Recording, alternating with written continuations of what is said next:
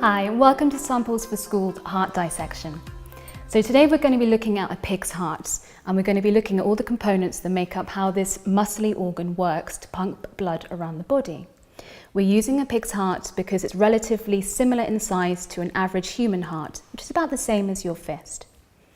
So if we look at this muscly organ, we can see that there are a number of blood vessels coming out of the surface. We're going to be cutting open into the 4 different chambers of the heart to look at what each section does. Now, if we look at the outside of the heart, we can see just where the top surface lies is where the atria would have been. These have been trimmed off so that we can see the details of the inner cavity. So we're going to make our first incision onto this side of the heart, parallel to the coronary artery. Now, the coronary artery is the main blood supply to the heart tissue itself. So the heart has its own supply of oxygen and glucose. When we make this incision in here, we're going to be cutting into the most muscular part of the heart, which is the left ventricle. And the left side pumps blood around the entire body out of the blood vessel called the aorta. So our first incision will be parallel to the coronary artery, straight through the muscle.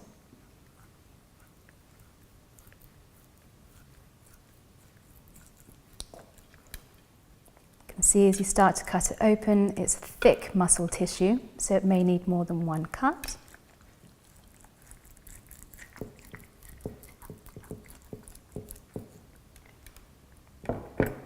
And you can see the depth of the ventricle there. Incredibly thick, firm, muscular piece of tissue. Now if we take our scissors and we continue that incision straight up to the top of the heart, and we go into the remainder of the atrium. And we see once we cut this ventricle open, the cavity on the inside and the sheer depth of the muscle tissue.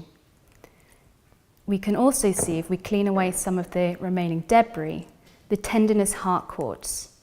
Now these are there to attach the heart valve to the tissue of the muscle. And those heart valves are incredibly important in maintaining unidirectional flow of blood around the body. The second incision we're going to make is going to be into the right ventricle.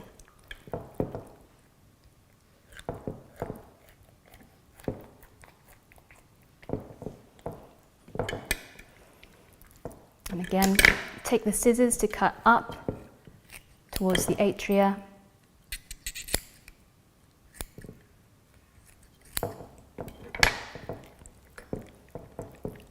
And in there we can see the right ventricle of the heart, much slimmer muscle wall, because the right side of the heart is only pumping blood to the lungs. So the blood is pumped under much lower pressure. So if we go back to the blood vessels that we can see at the top of the heart, we can use a seeker or a finger to put a finger down the vessel to see where the chamber ends. So if we go down this blood vessel, it comes out into the left ventricle, the thick, chunky ventricle. So that must be our aorta that's going to pump blood around the entire body.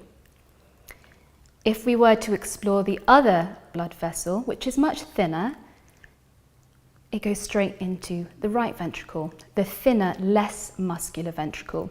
So that must be the pulmonary artery that's going to transport blood from the heart to the lungs. Now, in order to stop blood flowing back into the atria, each of these ventricles have a valve. Valves are there to stop backflow of blood and to maintain unidirectional blood flow.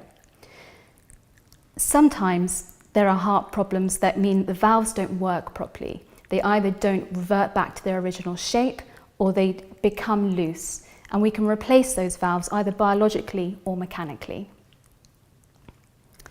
If we look back at the surface of the heart with the coronary artery, a common defect that you might see here is coronary heart disease. And that's when these arteries become blocked with layers of fatty deposits. Now, in order to treat that medical condition, you can have a stent put in, which keeps that artery open and maintains blood supply to your heart. So in order for your heart to pump the blood around the body, you need to maintain that heart rate. And resting heart rate is maintained by a little bunch of cells in the right atria that signals when the heart needs to beat.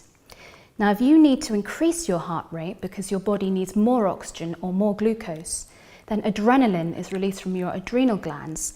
It's what causes that fight or flight reaction, and it will increase your heart rate to provide more oxygen and glucose to your body. If you'd like to know more about heart dissections, then see our website for lesson plans and risk assessments. Thank you for watching.